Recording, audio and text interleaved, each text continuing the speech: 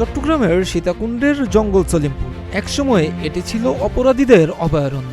সেই দুর্ভেদ্য দুর্গে এবার পরিচালনা হলো ইতিহাসের অন্যতম বড় যৌথ অভিযান। সেনাবাহিনী, পুলিশ, র্যাব ও বিজিবি সহ আইন শৃঙ্খলা বাহিনীর প্রায় ২৫০০ সদস্যের সাঁড়াশি অভিযানে উদ্ধার হয়েছে বিপুল পরিমাণ অস্ত্র ও গোলাবারুদ। গুড়িয়ে দেয়া হয়েছে সন্ত্রাসীদের তৈরি পর্যবেক্ষণ টাওয়ার। মঙ্গলবার দুপুরে সংবাদ সম্মেলনে এই অভিযানের বিস্তারিত তুলে ধরেছে প্রশাসন।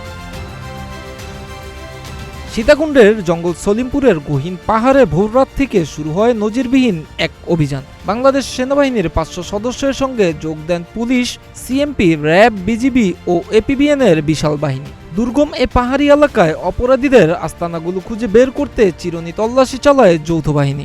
অভিযানে উদ্ধার হয় AK-47 মতো আধুনিক অস্ত্রসহ বিপুল পরিমাণ গোলাবারুদ ও বিস্ফোরক। এখানে নিরীহ মানুষ বসবাস করে, নিরীহ মানুষ থাকে, এই নিরীহ মানুষের জুলুম করে এই আসিন সন্ত্রাসী বাহিনী, এই লোক সন্ত্রাসী বাহিনী নিরীহ মানুষের জুলুম করে।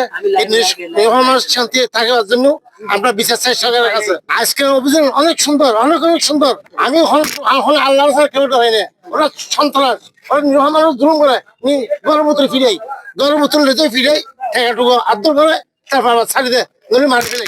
ইনশাল্লাহ সরকারের পারবে না, ইনশাল্লাহ ওরা সব নষ্ট হয়ে যাবে, ইনশাল্লাহ সরকারের সাথে পারবে না, ইনশাল্লাহ। আমরা আতঙ্কে থাকি। আমরা চাচ্ছি সন্ত্রাসী যে দলেরই হোক, প্রকৃত সন্ত্রাসী গুলা উচ্ছেদ হোক, এটাই চাই।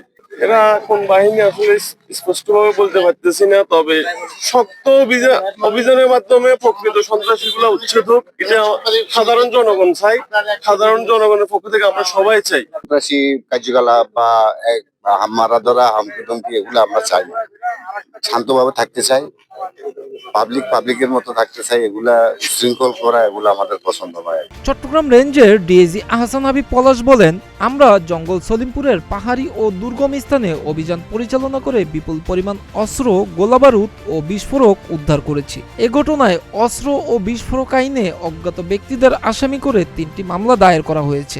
সন্ত্রাসীদের কোনো ছাড় দেয়া হবে না। আমাদের সকলকে সমন্বিত উদ্যোগের মাধ্যমে বের করতে হবে কারা এর পিছনে রয়েছে, কারা এই কার্যক্রমকে বারবার প্রশ্রয় দিচ্ছে এবং আমাদের যে প্রতিটা চেষ্টা ব্যাহত হচ্ছিল এতদিন ধরে।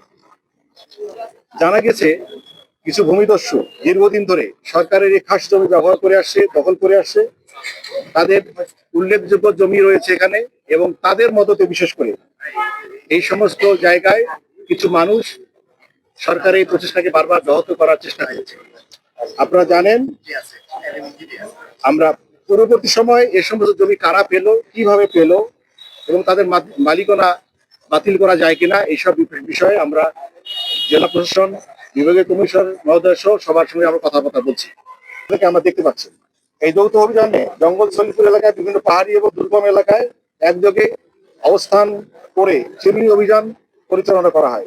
সন্দেহভাজন আস্তানা, ঝুঁকিপূর্ণ বসতি, পাহাড়ি পথ, গোপন স্থাপনা এবং অপরাধীদের সম্ভাব্য অবস্থানসমূহ তল্লাশি চালানো হয়। এ সময় আইন শৃঙ্খলা বাহিনী রক্ষার সদস্যরা বিভিন্ন স্থানে অভিযান পরিচালনা করে প্রায় 22 জনকে গ্রেফতার করা হয়েছে। অভিযানে উঠে আসে চাঞ্চল্যকর সব তথ্য।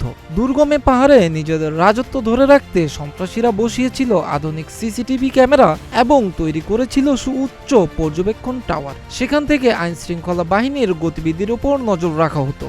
যৌথ বাহিনী এসব টাওয়ার শনাক্ত করে তাৎক্ষণিক ধ্বংস করে দেয়। 7 জন নির্বাহী ম্যাজিস্ট্রেটের উপস্থিতিতে এ মেগা অপারেশন কার্যত স্থবির হয়ে পড়ে সন্ত্রাসীদের নেটওয়ার্ক। চট্টগ্রামের বিভাগীয় কমিশনার মোহাম্মদ জিয়াউদ্দিন বলেন, সরকারের একটি মহাপরিকল্পনা আছে এই জঙ্গল সলিমপুর নিয়ে। আমরা সেই পরিকল্পনা অনুযায়ী এগিয়ে যাচ্ছি। এখানে কোনো অবৈধ দখলদার বা অপরাধী চক্রকে অবস্থান করতে দেয়া হবে না। যে এখানে এই দখলদারিত্বের ইতিহাসটাও যেমন এখানে প্রাচীন, সরকারের পক্ষ থেকে প্রচেষ্টা গ্রহণ করাটা প্রাচীন। এটা কিন্তু আমরা কয়েকটা প্রচেষ্টা করার পরে এবার আমরা প্রথমবারের মতো কিন্তু ওই জায়গাটাতে আমাদের নিয়ন্ত্রণ রাখতে সক্ষম হয়েছে। তো এ কারণে ওই জায়গায় উন্নয়নের জন্য কি করা হবে সে সম্পর্কে আপনারা সকলে অবহিত। আমাদের একাধিকবার এটা নিয়ে পরিকল্পনা করা হয়েছে।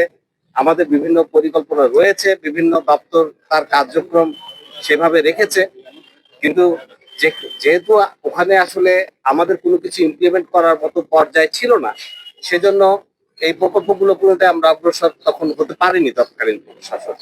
আমরা যেহেতু এখন মনে করছি যে আমাদের এখন সেখানে প্রকল্পগুলো বাস্তবায়ন করতে কোনো সমস্যা পেতে হবে না, ফলে সেগুলো এখন ক্রমান্বয়ে বিভিন্ন মন্ত্রণালয়ের সঙ্গে যোগাযোগ করে আমরা অলরেডি যোগাযোগ করা শুরু করেছি, তাদের মাধ্যমে এই জিনিসগুলো বাস্তবায়িত হবে। আর সেখানে অনেক ছিন্নমূল মানুষ রয়েছে, অনেক ভাড়াটিয়া রয়েছে, এটা আপনারা জানেন, এটা বাস্তবতা। তো এই বাস্তবতাটাকে কিভাবে মিটিগেট করা যায়, এটা আসলে একটা সরকারের পলিসিগত সিদ্ধান্ত। আমরা এই বিষয়টাকেও সরকারের সামনে, মন্ত্রণালয়ের সামনে তুলে ধরেছি। এখন আমরা হয়তো একটা নির্দেশনা পাবো। আমাদের এই দেশের সকলেই যেহেতু জনগণ, সকলেই ওয়েলফেয়ারের একটা বিষয় রয়েছে, হয়তো তাদেরকে কোনোভাবে মানে কোনো একটা ভাবে কোথাও প্রতিস্থাপন করে অথবা স্থানে কোনো এক জায়গায় নিবদ্ধ করে, যেভাবে হোক মন্ত্রণালয় যেভাবে সিদ্ধান্ত গ্রহণ করবে আমরা সেটাই বাস্তবায়ন করব। এবং এখন যে সিদ্ধান্তগুলো হবে বিদ্যুতের বিষয়ে, পানির বিষয়ে, সেগুলো যে আমরা বাস্তবায়ন করতে পারবো সেই পরিস্থিতি কিন্তু এখন সৃষ্টি হয়েছে।